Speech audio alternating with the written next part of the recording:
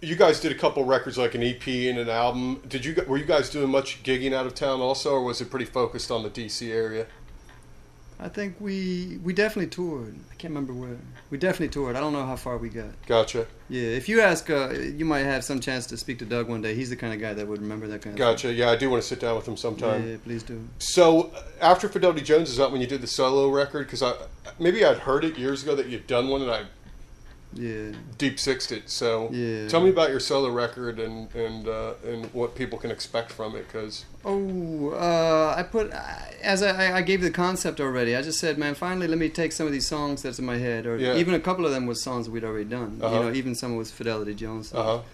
And I said, let me do them in a way that I'm hearing it, you know, without having to go through the whole rigor of trying to actually put together a performing band with all those musicians. So that was the conception going into it. Unfortunately, I would have been a lot better off focusing on some kind of an EP, like doing 4 songs and really focusing on them properly. Gotcha. Because it got spread too thin. It got some nice gems on it, but it's got a whole lot of filler. Not on purpose, but just because I wasn't focusing enough on songwriting and I wasn't focusing enough on finishing the conception of individual songs. So if you ever listen to it, it's called My Happiness.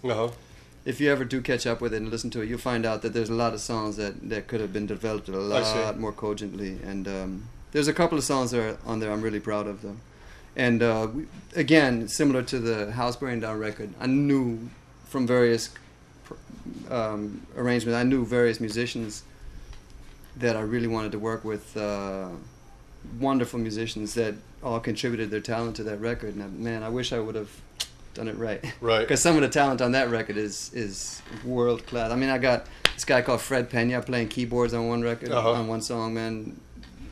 World class musician. I got another cat called Mark Nickens playing lead guitar. Everybody knows Mark in this town now from just being at the Metro playing guitar. Man, if you heard his cut on that I've record, seen him, man. Yeah, I'd like to hear it. Yeah, if you can catch up with that cut, we did a Thin Lizzy song called "Still in Love with You." Yeah. Which is a Thin Lizzy ballad, beautiful song. And we redid that, and he played guitar on the whole cut, including the solos, man, and masterful musician, man. And got some other great talent on that. Mike Sampson on guitar, some great drummers, man.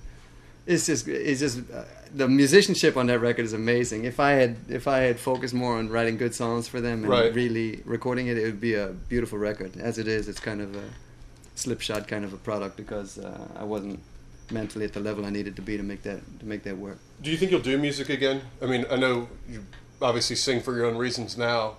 I get ideas in my head all the time. I got a song bouncing in my head right now for the last week or so that I really, if I had a little studio and I had time and I had instruments, I'd knock out this song. It'd be a really pretty song. We'll talk to you sometime. We'll drag you down the Falls Bridge sometime. It might come to that. Yeah, he'll play tablas. But in general, no, that's not my reality anymore. Yeah. In general, my focus has moved on from there. But gotcha. Yeah, I still have ideas in my head about things that would really sound nice. I guess. I mean, if you did record nowadays, would you feel a sense of accomplishment if you knocked something out? Yeah, for sure. Okay, but I'll tell you the truth. When Fidelity Jones broke up. We had gone our separate ways, and the other guys reached out for me at one point, Andy and Jerry, the drummer, and said, would you consider doing it again? Yeah. And I brainstormed it a little bit, and I had to tell them the honest truth. I said, man, there's one frustration I've always had with this music. Yeah. Is that I have a hard time with the context, man. We play too much little punk shows to little crowds of skaters and things like that. That it was kind of like that was a prepackaged audience, right? And there's a certain music that appeals to them.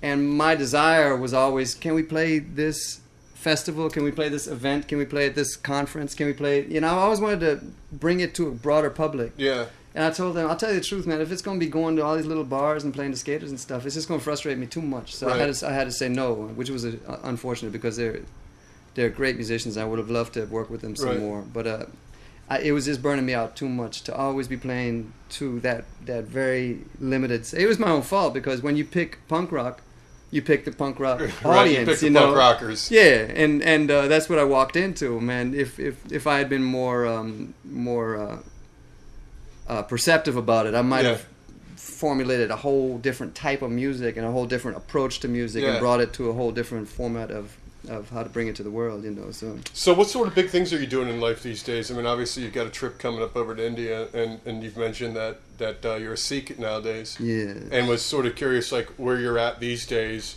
and spiritually how you sort of have gotten to the place that you're at.